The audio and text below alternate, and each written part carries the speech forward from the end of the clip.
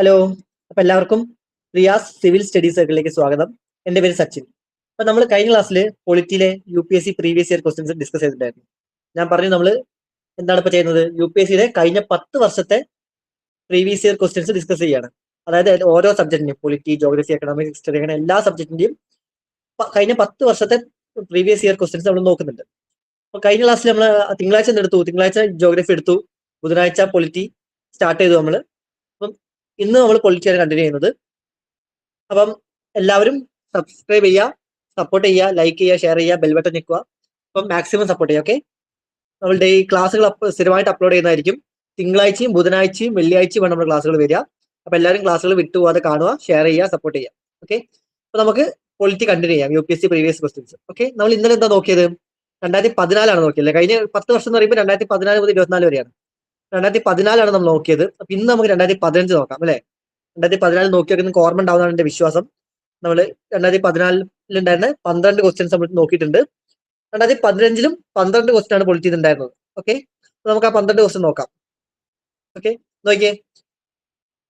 First question: the provisions in 5th schedule and 6th schedule in the constitution of India are made in order to. ഷെഡ്യൂൾസിനെ പറ്റി important ടോപ്പിക്കാണ്. നമ്മൾ കഴിഞ്ഞ ക്ലാസ്സിൽ കൃത്യമായിട്ട് പറഞ്ഞാണ് എത്ര ഷെഡ്യൂൾ ഉണ്ട്, ഏതൊക്കെയാണ് ഓരോ ഷെഡ്യൂൾ, അതിന്റെ ഷോർട്ട് കട്ട് എന്താണ് ഒക്കെ നമ്മൾ പറഞ്ഞിരുന്നു. കേൾക്കാത്തവരുടെ ആ ക്ലാസ് കേൾക്കുക. അതില് അപ്പൊ 5th 6th ഷെഡ്യൂൾ എന്തിനെ പറ്റിയാണ് പറയുന്നതാണ് ചോദിച്ചത്. The provisions in 5th schedule and 6th schedule in the constitution of India are made in order to എന്താണ്? Protect the interest of scheduled tribes, determine the boundaries between states, determine the powers, authority and responsibility of panchayat, protect the interest of all the border states. ഇതിൽ ഏതാണ് 5th 6th schedule? ഏതാണ്?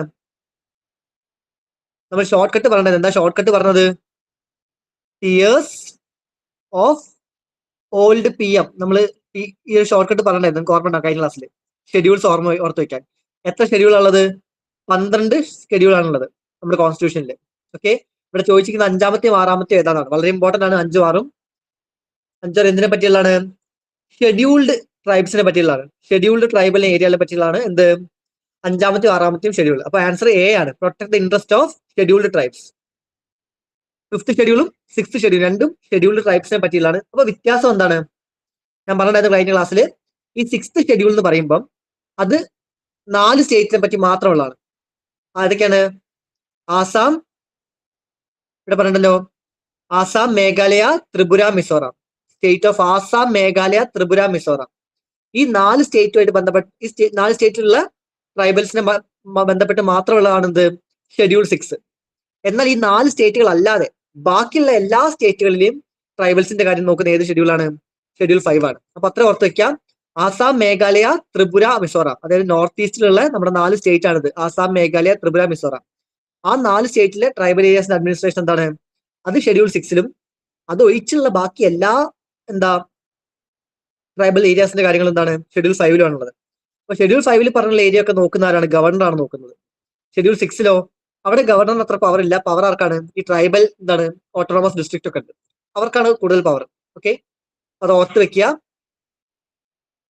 ഇവിടെ 5th 6th എന്നതിനെ പറ്റിയാണ്, scheduled ട്രൈബിനെ പറ്റിയത് ആണ്. Okay, responsibility of panchayat ഏത് ഷെഡ്യൂളാണ് വരുന്നത്? ലാസ്റ്റ് കണ്ട PM. P എന്താണ്? പഞ്ചായത്തിന്റെ ആണ് P. അപ്പം ഇത് ഷെഡ്യൂൾ 11ാമത്തെയാണ്, 11th ഷെഡ്യൂൾ ആണ്. ഇവിടെ ബൗണ്ടറീസ്, ടെറിട്ടറിയും ബൗണ്ടറി ഒക്കെ എവിടെ വരുന്നത്? 1st ഷെഡ്യൂൾ ആണ്. ഓക്കെ, പറഞ്ഞു വെക്കാം. Okay, next question, second question panchayati രാജിനെ പറ്റിയാണ്. വളരെ ഇമ്പോർട്ടന്റ് ആയ ടോപ്പിക്കാണ് panchayati raj. The fundamental object of panchayati raj system is to ensure which among the following? Fundamental object objective ആണ്. Objective of panchayati raj system is to ensure which among the following? Panchayati രാജിന്റെ fundamental basic ആയുള്ള objective എന്താണ്? എന്തിനാണ് പഞ്ചായത്തി രാജ് സിസ്റ്റം കൊണ്ടുവന്നത്? അതിൽ ഏറ്റവും ബേസിക് ആയുള്ള ഫണ്ടമെന്റൽ ആയിട്ടുള്ള ഒബ്ജക്റ്റീവ് എന്താണെന്നാണ് ചോദ്യം. നോക്കാം. People's participation in development, political accountability, democratic decentralisation, financial mobilisation. ഇതിലേതാണ്? ഇതിലേതൊക്കെയാണ് ഫണ്ടമെന്റൽ ഒബ്ജക്റ്റീവായി വരുന്നത്? ഓക്കെ, ഇതിൽ 2 ഉള്ളൂ. എന്താണ്? എന്തിനാണ് പഞ്ചായത്ത് രാജ് കൊണ്ടുവന്നത്? അതായത് ഡീസെൻട്രലൈസേഷന് വേണ്ടിയിട്ട്.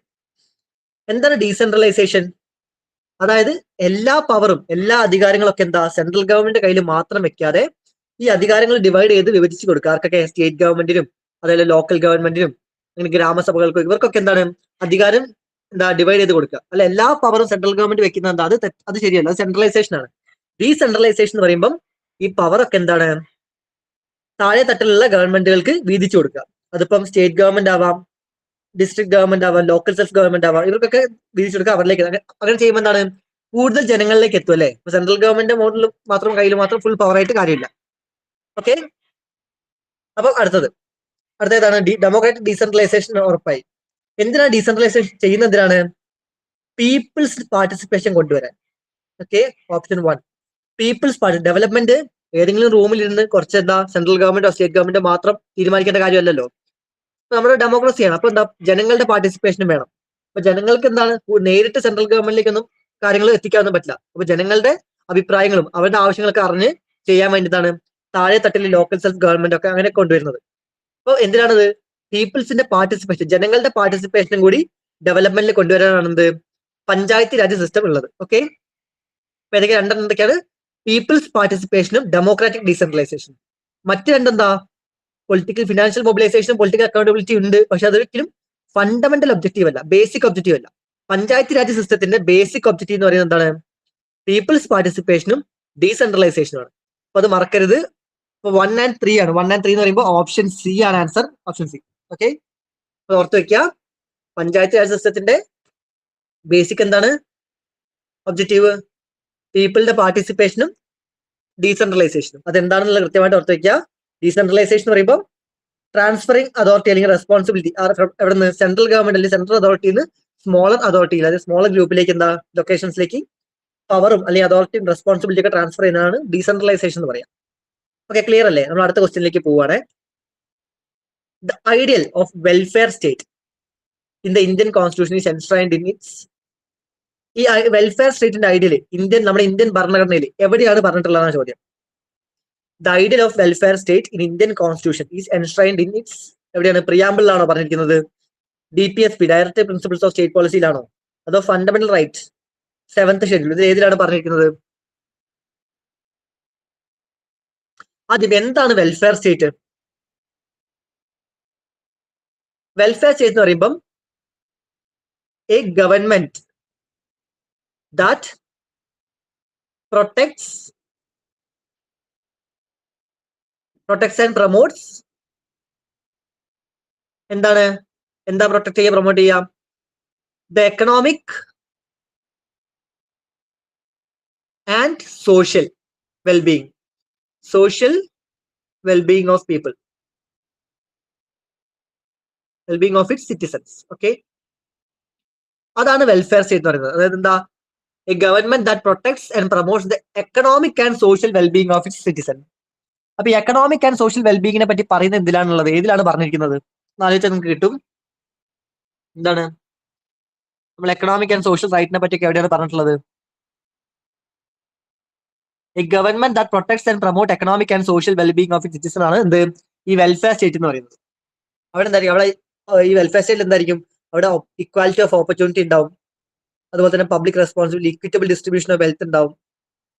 ഓക്കെ, അതായത് ഇപ്പോഴത്തെ മാർക്കറ്റ് റിസ്കുകൾ ഉണ്ടല്ലോ, അൺഎംപ്ലോയ്മെന്റ്, മറ്റേ ആക്സിഡന്റ്സ് അല്ലെങ്കിൽ ഓൾഡ് ഏജ്, സിക്നസ്, ഇതൊക്കെ എന്താണ്? ജനങ്ങളെ പ്രൊട്ടക്ട് ചെയ്യുക വെൽഫെയർ സ്റ്റേറ്റ്. ഇത് ഇങ്ങനെ അൺഎംപ്ലോയ്മെന്റ്, സിക്നസ്, ഇതിനൊക്കെ എന്താണ്? ഒരു സെക്യൂരിറ്റി കൊടുക്കും അവിടുത്തെ ഗവൺമെന്റ്. അതാണ് വെൽഫെയർ സ്റ്റേറ്റ് എന്ന് പറയാം. അപ്പൊ ആ ഒരു ഐഡിയല് ഏതിലാണ് പറഞ്ഞിട്ടുള്ളത്? സിമ്പിൾ ആണ്. Directive principles of state policy. Government എന്ത് ചെയ്യണം, എങ്ങനെയാണ് ഭരിക്കണം, എന്തൊക്കെയാണ് മുൻഗണന കൊടുക്കുന്നതൊക്കെ പറഞ്ഞുള്ള എവിടെയാണ്? ഡയറക്റ്റീവ് പ്രിൻസിപ്പിൾസ് ഓഫ് സ്റ്റേറ്റ് പോളിസിയിലാണ്. ഓക്കെ, എന്തൊക്കെ കാര്യങ്ങൾ ഗവൺമെന്റ് ശ്രദ്ധിക്കണം, എന്തൊക്കെ ജനങ്ങൾക്ക് പ്രൊവൈഡ് ചെയ്യണം എന്നൊക്കെ പറഞ്ഞിട്ടുള്ള ആരാണ്? എവിടെയാണ്? DPSPയിലാണ്. അപ്പൊ അത് ഓർത്ത് വെക്കാം. എവിടെയാണ് പറഞ്ഞിട്ടുള്ളത്? ഡയറക്റ്റീവ് പ്രിൻസിപ്പിൾസ് ഓഫ് സ്റ്റേറ്റ് പോളിസിയിലാണ്. നിങ്ങൾ എക്കണോമിക് ആൻഡ് സോഷ്യൽ എന്ന് കണ്ടിട്ടുണ്ടെങ്കിൽ അത് DPSP ആയിരിക്കും. ഓക്കെ, DPSP ഞാൻ പറഞ്ഞിട്ടുണ്ടായിരുന്നു. എവിടെന്നാണ് കടമെടുത്തത്? നമ്മുടെ രാജ്യം, നമ്മുടെ ഭരണഘടന എവിടെന്നാ കടമെടുത്തത്? ഐറിഷ് എന്നാണ്. ഐറിഷ് കോൺസ്റ്റിറ്റ്യൂഷൻ എന്നാണ് കടമെടുത്തത്. ഓക്കെ,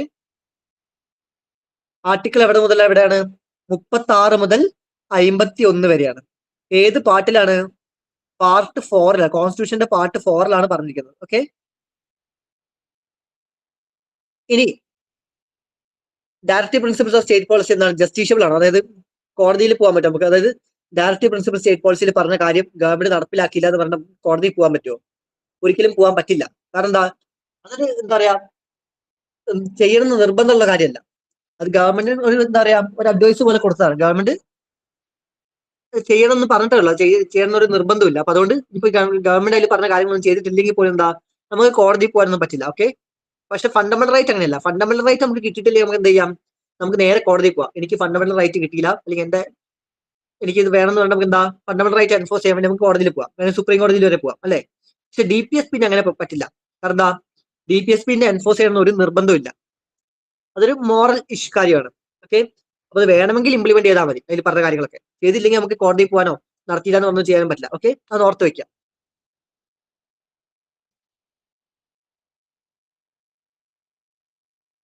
ഓക്കെ, അപ്പൊ ക്ലിയർ അല്ലേ?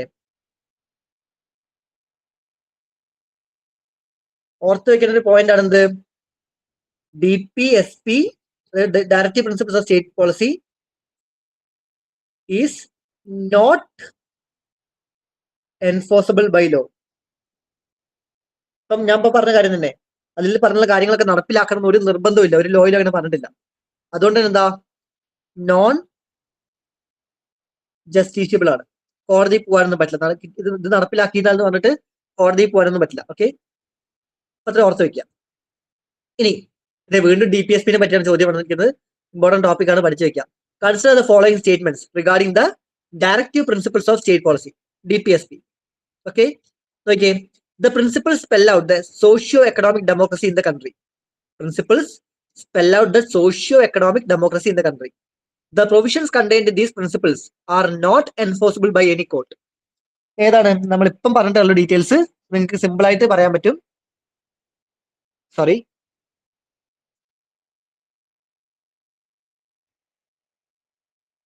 എന്താണ് സോഷ്യോ എക്കണോമിക് ഡെമോക്രസി? ഞാൻ ഇപ്പം പറഞ്ഞു എന്താണ് സോഷ്യോ എക്കണോമിക് കണ്ടിട്ടുണ്ടെങ്കിൽ അത് DPSP തന്നെ ആയിരിക്കും. ഓക്കെ, സോഷ്യോ എക്കണോമിക് റൈറ്റ്സിന് വേണ്ടിയും സോഷ്യോ എക്കണോമിക് ഡെമോക്രസിക്ക് വേണ്ടിയിട്ടൊക്കെയാണ് എന്ത് DPSP കൊണ്ടുവന്നിട്ടുള്ളത്. അപ്പം സ്റ്റേറ്റ്മെന്റ് 1 എന്താണ്? ശരിയാണ്. പ്രിൻസിപ്പിൾസ് എന്താണ്? സോഷ്യോ എക്കണോമിക് ഡെമോക്രസി അല്ലെങ്കിൽ സോഷ്യോ എക്കണോമിക് വെൽബീങ്ങിന് വേണ്ടിയുള്ള കാര്യങ്ങളൊക്കെ പറഞ്ഞത് എവിടെയാണ്? DPSP-യിലാണ്. ഓക്കെ, അപ്പൊ അത് ശരിയാണ്. ഇത് രണ്ടാമത്തെ ഇപ്പം പറഞ്ഞിട്ടുള്ളത് എന്താണ്? The provisions contained in this principle are not enforceable by any court. DPSP-യിൽ പറഞ്ഞ കാര്യങ്ങളൊക്കെ എന്താണ്? ഗവൺമെന്റ് നടപ്പിലാക്കണം ഒരു നിർബന്ധമില്ല. അപ്പൊ എന്താണ്, നീ നടപ്പിലാക്കില്ല എന്ന് പറഞ്ഞാൽ കോടതിക്ക് പോകാൻ പറ്റില്ല, കോടതിക്ക് പറയാൻ പറ്റില്ല നിങ്ങൾ ഇത് DPSP-യിൽ പറഞ്ഞുള്ള കാര്യമാണ്, നിങ്ങൾ എന്തായാലും നടപ്പിലാക്കണം എന്ന് കോടതിക്ക് ഒരിക്കലും പറയാൻ പറ്റില്ല. ഓക്കെ, പക്ഷെ ഫണ്ടമെന്റൽ റൈറ്റ് അങ്ങനെയല്ല. ഫണ്ടമെന്റൽ റൈറ്റ് എന്താണ്? ഫണ്ടമെന്റൽ റൈറ്റ് എവിടെ നിഷേധിക്കപ്പെട്ടിട്ടുണ്ടെങ്കിൽ നമുക്ക് എന്താ ചെയ്യാം? നമുക്ക് കോടതി വഴി അത് എൻഫോഴ്സ് ചെയ്യാം. അത് എൻഫോഴ്സ് ചെയ്യണമെന്ന് പറയാം. ഫണ്ടമെന്റൽ റൈറ്റ് അവിടെ വേണം, അത് നിഷേധിക്കാൻ പാടില്ല എന്ന് കോടതി വഴി നമുക്ക് പറയാൻ പറ്റും. പക്ഷേ DPSP-യിൽ അങ്ങനെ പറയാൻ പറ്റില്ല. It is not enforceable by any കോർട്ടാണ്. അപ്പൊ അത് ശരിയാണ്. ഓക്കെ, രണ്ട് ശരിയാണ്. അപ്പൊ ആൻസർ എന്താണ്? Both 1 and 2. ഓക്കെ, ഇനി അടുത്തത് consider the following statement. The legislative council of a state in India can be larger in size than half of the legislative assembly of that particular state. Legislative കൗൺസിലിനെ പറ്റിയാണ് ചോദ്യം. Okay, legislative council എന്താണ്? Legislative council നോക്കാം. The governor of the state nominates the chairman of legislative council of that particular state. അതായത് എന്താ legislative council? നമ്മുടെ parliament എന്ന് പറയുന്നത് എന്തൊക്കെയാണ്? പാർലമെന്റ് എന്ന് വെച്ചാൽ എന്താണ്? പാർലമെന്റ് 2 ഹൗസ് ഉണ്ട് അല്ലേ? ലോകസഭ ഉണ്ട്, പിന്നെന്താണ്, രാജ്യസഭ ഉണ്ട്. ഓക്കെ, അപ്പർ ഹൗസും ലോവർ ഹൗസും. അതുപോലെ എന്താണ്, ഇത് രണ്ടും മാത്രം ചേർന്നാൽ പാർലമെന്റ് ആവുമോ? ആ ചോദ്യം വരാറുണ്ട്. ഒരു ഓർത്ത് വെക്കുക, ലോകസഭയും രാജ്യസഭയും മാത്രം അല്ല പാർലമെന്റ്, പ്ലസ് പ്രസിഡന്റ്. ഇത് മൂന്നും കൂടെ ചേരുന്നതാണ് എന്ത്? നമ്മുടെ പാർലമെന്റ്. ലോകസഭ, രാജ്യസഭ, പ്രസിഡന്റ്, ഇത് മൂന്നും കൂടെ ചേരുന്നതാണ് പാർലമെന്റ്. അപ്പൊ ക്വസ്റ്റ്യനിൽ ലോകസഭ ആൻഡ് രാജ്യസഭ എന്ന് മാത്രം കണ്ടിട്ടുണ്ടെങ്കിൽ ആൻസർ ചെയ്യരുത്. ലോകസഭ, രാജ്യസഭ ആൻഡ് പ്രസിഡന്റ് ആണ് എന്ത്? പാർലമെന്റ്. ഓക്കെ, അപ്പൊ ഇവിടെ പാർലമെന്റ് 2 ഹൗസുകളില്ലേ? ലോകസഭയും രാജ്യസഭയും. അതുപോലെ സ്റ്റേറ്റുകളിൽ എന്താ? സ്റ്റേറ്റ് എന്താ വേണമെങ്കിൽ 2 ഹൗസ് ഉണ്ടാക്കാം. എന്താ വേണമെങ്കിൽ മാത്രം. എന്താണ്? ഒന്ന് ലെജിസ്ലേറ്റീവ് അസംബ്ലി, ലെജിസ്ലേറ്റീവ് അസംബ്ലി, അത് ലോക്സഭ പോലെ ലെജിസ്ലേറ്റീവ് അസംബ്ലി. പിന്നെന്താണ്? പിന്നെ വേണമെങ്കിൽ ലെജിസ്ലേറ്റീവ് കൗൺസിൽ ഉണ്ടാക്കാം, അത് നമ്മുടെ രാജ്യസഭ പോലെ. ലെജിസ്ലേറ്റീവ് കൗൺസിൽ, അതായത് സ്റ്റേറ്റിൽ പാർലമെന്റിൽ രാജ്യസഭ ഉള്ള പോലെ സ്റ്റേറ്റിലെ രാജ്യസഭ ഉണ്ടാവില്ലേ, അതാണ് ലെജിസ്ലേറ്റീവ് കൗൺസിൽ. പക്ഷെ അത് ഒരു നിർബന്ധമില്ല, സ്റ്റേറ്റിന് വേണമെങ്കിൽ മാത്രം എന്താണ് ലെജിസ്ലേറ്റീവ് കൗൺസിൽ ക്രിയേറ്റ് ചെയ്താൽ മതി. ഇപ്പൊ നമ്മുടെ കേരളത്തിന്റെ കേസ് എടുത്താൽ, കേരളത്തിൽ നോക്കിയേ, കേരളത്തിൽ ലെജിസ്ലേറ്റീവ് കൗൺസിൽ ഉണ്ടോ? ഇല്ല, ഒരിക്കലും ഇല്ല. നമുക്കൊക്കെ ലെജിസ്ലേറ്റീവ് അസംബ്ലി മാത്രമേ ഉള്ളൂ. ഇലക്ഷൻ അസംബ്ലിയിലേക്കൊക്കെ നടക്കാറ്, നമുക്ക് ലെജിസ്ലേറ്റീവ് അസംബ്ലി മാത്രമേ ഉള്ളൂ, ലെജിസ്ലേറ്റീവ് കൗൺസിൽ ഇല്ല. അപ്പൊ അധിക സ്റ്റേറ്റിൽ എന്താണ് ലെജിസ്ലേറ്റീവ് കൗൺസിൽ ഇല്ല. എത്ര സ്റ്റേറ്റിൽ ഉണ്ടെന്ന് അറിയാം ലെജിസ്ലേറ്റീവ് കൗൺസിൽ?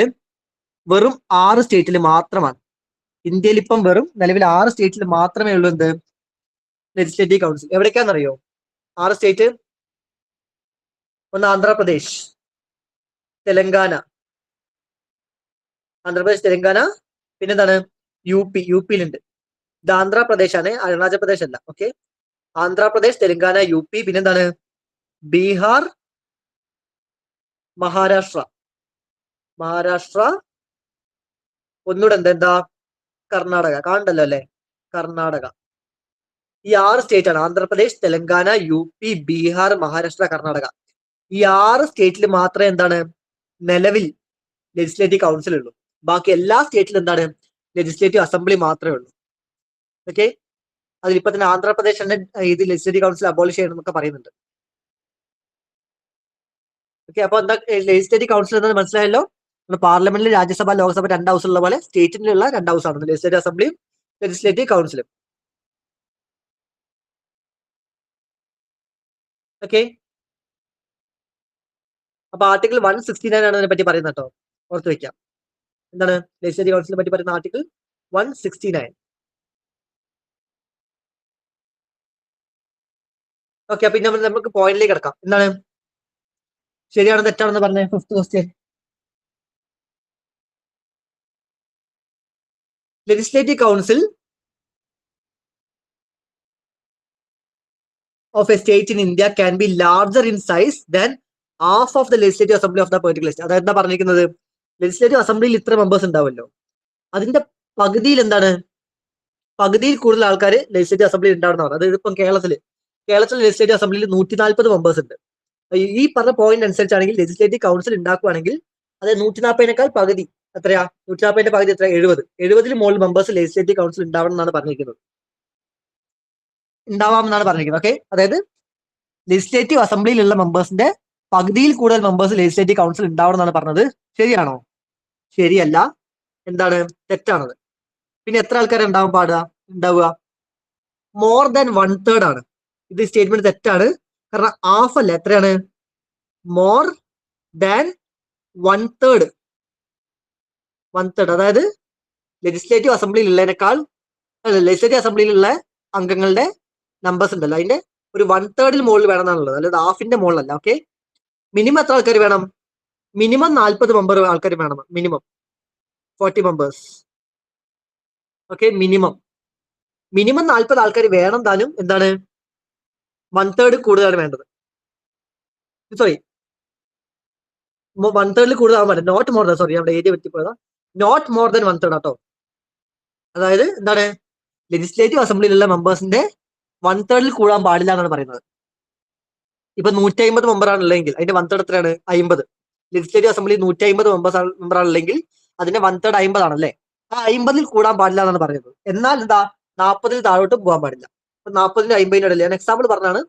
ഓക്കെ, അപ്പൊ എന്താണ് കണ്ടീഷൻ? എന്താണ് ലെജിസ്ലേറ്റീവ് കൗൺസിലിൽ ലെജിസ്ലേറ്റീവ് അസംബ്ലിയിലുള്ള മെമ്പേഴ്സിന്റെ 1/3 കൂടാൻ പാടില്ല. ഹാഫ് അല്ല, 1/3 ആണ്. പക്ഷെ മിനിമം എത്ര മെമ്പർ വേണം? 40 മെമ്പർ വേണം. ആ പോയിന്റ് ഓർത്ത് വെക്കുക. ഇത് സ്റ്റേറ്റ്മെന്റ് തെറ്റാണ്. രണ്ടാമത്തെ സ്റ്റേറ്റ്മെന്റ് നോക്കിയേ, governor of the state നോമിനേറ്റ്സ് the chairman of legislative council. Legislative council chairman ആരെ നോമിനേറ്റ് ചെയ്യുന്നത്? ഗവർണർ ആണെന്നാണ് പറഞ്ഞിരിക്കുന്നത്. ആണോ? അല്ല, ലെജിസ്ലേറ്റീവ് കൗൺസിൽ ചെയർമാൻ എലക്ട് ചെയ്യുന്ന ആരാണ്? അവിടുത്തെ കൗൺസിൽ മെമ്പേഴ്സ് ആണ്. കൗൺസിൽ ഓഫ് മെമ്പേഴ്സ് ആണ് എന്ത് ചെയർമാൻ എലക്ട് ചെയ്യുന്നത്. അതിൽ ഗവർണറിന് റോളൊന്നുമല്ല. ഓക്കെ, ഗവർണർ അല്ല, കൗൺസിൽ ആണ്, കൗൺസിൽ ഓഫ് മെമ്പേഴ്സ് ആണ് ചെയർമാനെ സെലക്ട് ചെയ്തത്. അപ്പൊ ഇതും തെറ്റാണ്. ഓക്കെ, അപ്പം എന്താണ് നൈദർ 1 or 2 ആണ് ശരി. ഓപ്ഷൻ ഡി ആണ് ശരി ഉത്തരം. ഓക്കെ, അപ്പൊ ലെജിസ്ലേറ്റീവ് കൗൺസിൽ എന്താണ് അറിഞ്ഞു വെക്കുക. എന്താണ് പാർലമെന്റ് രാജ്യസഭ ഉള്ള പോലെ സ്റ്റേറ്റില് ലെജിസ്ലേറ്റീവ് കൗൺസിൽ. അതിൽ 6 സ്റ്റേറ്റിലാണ് ഇപ്പൊ നിലവിലുള്ളത്. ഏതൊക്കെയാണ്? Andhra Pradesh, Telangana, U P, Bihar, Maharashtra, Karnataka. അതിൽ എത്ര മെമ്പർ വേണം? ലെജിസ്ലേറ്റീവ് അസംബ്ലിയിൽ ഉള്ള മെമ്പേഴ്സിന്റെ എന്താ 1/3 കൂടാൻ പാടില്ല. ലെജിസ്ലേറ്റീവ് അസംബ്ലിയിലുള്ള മെമ്പേഴ്സിന്റെ 1/3 കൂടാൻ പാടില്ല. മിനിമം 40 മെമ്പർ വേണം താൻ. ഓക്കെ, ചെയർമാനെ നോമിനേറ്റ് ചെയ്യുന്ന ആരാണ്? സെലക്ട് ചെയ്യുന്നത് കൗൺസിൽ ഓഫ് മെമ്പേഴ്സ് ആണ്, ഗവർണർ അല്ല. ഓക്കെ, അത്ര ഓർത്ത് വെക്കാം. നമുക്ക് next question. There is A parliamentary system of government India because എന്താണ് ഇന്ത്യയിലെ പാർലമെന്റ് സിസ്റ്റത്തിന്റെ പ്രധാനപ്പെട്ട പോയിന്റ് എന്താണ്? ഇന്ത്യയിലെ പാർലമെന്റ് സിസ്റ്റത്തിന്റെ പ്രധാനപ്പെട്ട പോയിന്റ് എന്താണ്? There is a parliament system of government India because എന്താണ്? എന്തുകൊണ്ടാണ് ഇന്ത്യയിലെ പാർലമെന്ററി സിസ്റ്റം ഉണ്ടെന്ന് പറയുന്നത്? Parliamentary system of government in India എന്താണ്? എന്തുകൊണ്ടാണ്? Lok Sabha selected directly by the people. ലോകസഭയിലെ മെമ്പേഴ്സിനൊക്കെ പീപ്പിൾ ഡയറക്ട്ലി എലക്ട് ചെയ്യുന്നതുകൊണ്ടാണോ പാർലമെന്ററി സിസ്റ്റം എന്ന് പറയുന്നത്? അതോ ഇനി parliament can amend the constitution, അതുകൊണ്ടാണോ പാർലമെന്ററി സിസ്റ്റം എന്ന് പറയുന്നത്? അതോ രാജ്യസഭ കനോട്ട് ബി ഡിസോൾവ്ഡ്, നമ്മൾ അവിടുത്തെ രാജ്യസഭ പെർമനന്റ് ആണ്, അതുകൊണ്ടാണോ പാർലമെന്ററി സിസ്റ്റം എന്ന് പറയുന്നത്? അതോ last point, council of ministers is responsible to the Lok Sabha. Council of ministers എന്താണ്? ലോകസഭയ്ക്ക് റെസ്പോൺസിബിൾ ആയിരിക്കും, അതുകൊണ്ടാണോ പാർലമെന്ററി സിസ്റ്റം എന്ന് പറയുന്നത്? ആർക്കെങ്കിലും ആൻസർ അറിയോ? ഓക്കെ, ആൻസർ ഓപ്ഷൻ ഡി ആണ്. Council of ministers is responsible to the Lok Sabha. അതുകൊണ്ടാണ് എന്ത് നമ്മുടെ government parliamentary system of government പറയുന്നത്. അതായത് എന്താ, ലോകസഭയോട് റെസ്പോൺസിബിൾ ആയിരിക്കും. അങ്ങനെ പറയുന്ന കാരണം എന്താണ്? ഒരു കളക്റ്റീവ് റെസ്പോൺസിബിലിറ്റി എന്ന് പറയുന്ന സംഭവം ഉണ്ട്. അതിപ്പോ നമ്മൾ നോ കോൺഫിഡൻസ് മോഷൻ പഠിച്ചല്ലോ.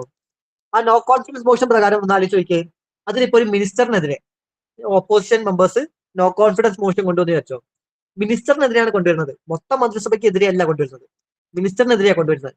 പക്ഷേ എന്നാൽ ആ മിനിസ്റ്ററിനെതിരെ ആ ഒരു മോഷൻ ലോക്സഭ ആ ഒരു നോ കോൺഫിഡൻസ് മോഷൻ പാസ്സായി കഴിഞ്ഞാൽ എന്താ സംഭവിക്കുക? മൊത്തം മന്ത്രിസഭ, മൊത്തം ഗവൺമെന്റ് രാജിവെക്കേണ്ടി വരും, അല്ലെ? എന്താ, ആ മൊത്തം കൗൺസിൽ ഓഫ് മിനിസ്റ്റേഴ്സ് രാജിവെക്കേണ്ടി വരും. അതായത് ഒരു ലോകസഭയിൽ പാർലമെന്റിൽ ലോകസഭയിൽ നോ കോൺഫിഡൻസ് മോഷൻ വന്നാൽ എന്താ സംഭവിക്കുക? മൊത്തം ഒരു മിനിസ്റ്ററിനെതിരെയാണ് വന്നത് ചിലപ്പോൾ, പക്ഷെ എന്നാലും എന്താ, മൊത്തം പാസ്സായി കഴിഞ്ഞാൽ മൊത്തം ഗവൺമെന്റ് രാജിവെക്കേണ്ടി വരും. അപ്പൊ അവിടുത്തെ കൗൺസിൽ ഓഫ് മിനിസ്റ്റേഴ്സ് ലോകസഭയ്ക്ക് റെസ്പോൺസിബിൾ ആണ്. ഓക്കെ, എന്താ ഒരു വാക്ക് പറയും, സ്വിം ഓർ സ്വിങ് ടുഗദർ. നീന്താ അല്ലെങ്കിൽ മുങ്ങുകയാണെങ്കിൽ അതുപോലെ ഒരുമിച്ച്, നീന്തുകയാണെങ്കിൽ അത് ഒരുമിച്ച്. ഓക്കെ, അങ്ങനെ ഒരു സെന്റൻസ് പറയും ഈ റെസ്പോൺസിബിൾ എന്ന് പറയുമ്പോൾ. അതായത് എക്സാമ്പിൾ ആണ് ഞാൻ പറഞ്ഞത്. നോ കോൺഫിഡൻസ് മോഷൻ പാസ് ചെയ്ത് കഴിഞ്ഞിട്ട് എന്താണ്, ഒരു മിനിസ്റ്ററിനെതിരെയാണ് പാസ് ചെയ്തെങ്കിൽ പോലും എന്താണ്, മൊത്തം എൻ്റയർ മിനിസ്റ്ററി എന്താ റിസൈൻ ചെയ്യേണ്ടി വരും. ഓക്കെ, അപ്പൊ ഓർത്ത് വയ്ക്കാം. Council of ministers is responsible to Lok Sabha, അതുകൊണ്ടാണ് എന്ത് പാർലമെന്ററി സിസ്റ്റം ഓഫ് ഗവൺമെന്റ് പറയുന്നത്. ഈ രാജ്യസഭയിൽ ലോക്സഭയിലൊക്കെ എത്ര മെമ്പേഴ്സ് നിങ്ങൾക്ക് അറിയായിരിക്കും അല്ലേ? ഓർത്ത് പഠിച്ചു വെക്കുക. എത്ര മെമ്പേഴ്സ് ആണ് രാജ്യസഭയിൽ? രാജ്യസഭയിൽ 245 മെമ്പേഴ്സ് ആണുള്ളത്. ഓക്കെ, ലോകസഭയിൽ ഇത്രയും കാലം വരെ എന്തായിരുന്നു, 545 ഉണ്ടായിരുന്നു. പക്ഷെ ഇപ്പൊ നിലവിൽ 543 ആണുള്ളത്. കാരണം എന്താണ്, ആംഗ്ലോ ഇന്ത്യൻ കമ്മ്യൂണിറ്റിക്ക് ഉണ്ടായിരുന്ന ഒരു മെമ്പർഷിപ്പ് ഇപ്പം ക്യാൻസൽ ചെയ്തു, ഇപ്പൊ ഇല്ലാതെ. ഓക്കെ, 543 മെമ്പേഴ്സ് ആണുള്ളത്. ഓക്കെ, നമുക്ക് നെക്സ്റ്റ് ക്വസ്റ്റ്യനിലേക്ക് പോവാം.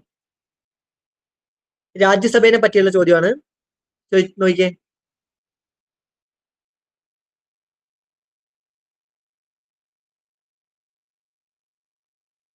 the Rajya Sabha has no power either to reject or amend a money bill. Rajya Sabha cannot vote on demand for grants. Rajya Sabha cannot discuss the annual financial statement. Parliament രാജ്യസഭയും ലോകസഭയും ഉണ്ടെങ്കിലും ലോകസഭയ്ക്കാണ് കൂടുതൽ power. കാരണം പല കാര്യങ്ങളിലും എന്താ രാജ്യസഭയ്ക്ക് ചെയ്യാൻ പറ്റില്ല. അപ്പൊ ഇവിടെ അതിനെ പറ്റിയുള്ള ചോദ്യമാണുള്ളത്. രാജ്യസഭയ്ക്ക് എന്തൊക്കെ ചെയ്യാൻ പറ്റില്ല ചോദ്യമാണ്. നോക്കിയേ, രാജ്യസഭയ്ക്ക് മണി ബിൽ അമെൻഡ് ചെയ്യാനോ റിജക്ട് ചെയ്യാനോ പറ്റില്ല എന്നാണ് ഇവിടെ പറഞ്ഞിരിക്കുന്നത്, ആണോ? അതുപോലെ രാജ്യസഭയ്ക്ക് എന്താ ഡിമാൻഡ് ഫോർ ഗ്രാൻസിൽ വോട്ട് ചെയ്യാൻ പറ്റില്ല എന്ന് പറഞ്ഞിട്ടുണ്ട്. അതുപോലെ എന്താണ്, ആനുവൽ ഫിനാൻഷ്യൽ സ്റ്റേറ്റ്മെന്റ് ഡിസ്കസ് ചെയ്യാൻ പറ്റില്ല എന്നാ പറയുന്നത്. ആനുവൽ ഫിനാൻഷ്യൽ സ്റ്റേറ്റ്മെന്റ് എന്താണ്? ഈ ആനുവൽ ഫിനാൻഷ്യൽ സ്റ്റേറ്റ്മെന്റ് എന്ന് പറയുന്നതാണ് നമ്മുടെ ബഡ്ജറ്റ്. ബഡ്ജറ്റ് അവതരിപ്പിക്കാൻ കേട്ടില്ലേ? അപ്പം ആനുവൽ ഫിനാൻഷ്യൽ സ്റ്റേറ്റ്മെന്റ് എന്ന് പറയുന്നതാണ് ബഡ്ജറ്റ്. അത് രാജ്യസഭയ്ക്ക് ഡിസ്കസ് ചെയ്യാൻ പറ്റില്ല എന്നാണ് പറയുന്നത്. അപ്പൊ ഏതൊക്കെയാണ് ശരി? ആർക്കെങ്കിലും അറിയോ?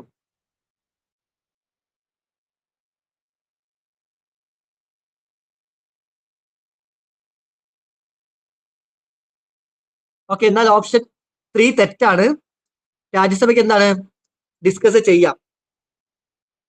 ഓക്കെ, കനോട്ട് ഡിസ്കസ് എന്നല്ല, രാജ്യസഭയ്ക്ക് ഡിസ്കസ് ചെയ്യാം, പക്ഷേ അതിൽ വോട്ട് ചെയ്യാൻ പറ്റില്ല.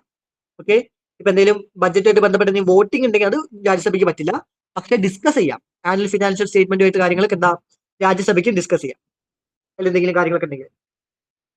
അല്ല പക്ഷെ അതിനെന്താ ആ ബഡ്ജറ്റിനെതിരെ എന്താണ് മോഷൻ ഇറക്കാനോ അല്ലെങ്കിൽ അതിനെതിരെ വോട്ട് ചെയ്യാനൊന്നും എന്താ രാജ്യസഭയ്ക്ക് പവറില്ല. പക്ഷെ ഡിസ്കസ് ചെയ്യാം, കനോട്ട് അല്ല. അപ്പൊ അത് തെറ്റാണ്. ഇനി Rajya Sabha cannot vote on demand for grants, ശരിയാണോ?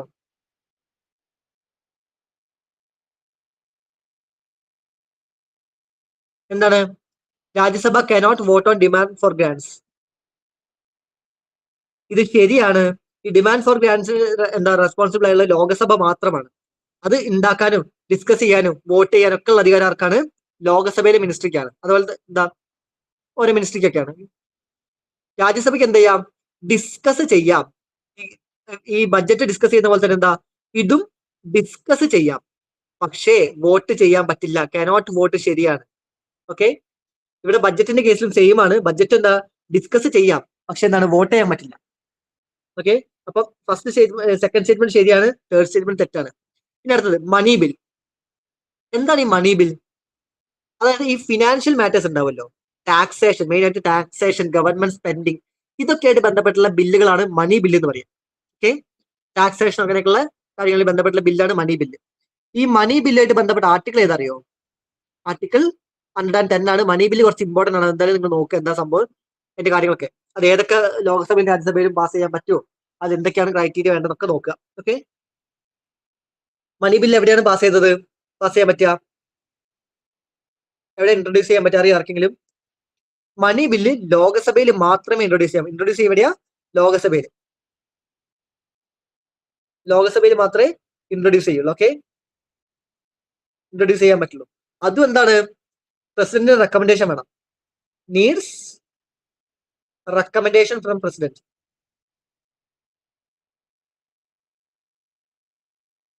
അപ്പൊ ഈ പോയിന്റ് ഒക്കെ ഓർത്ത് വെക്കാനുള്ളതാണ് എഴുതി വെക്കുന്നത്. നിങ്ങൾക്ക് ക്ലിയർ ആവുന്നുണ്ടോ അറിയില്ല.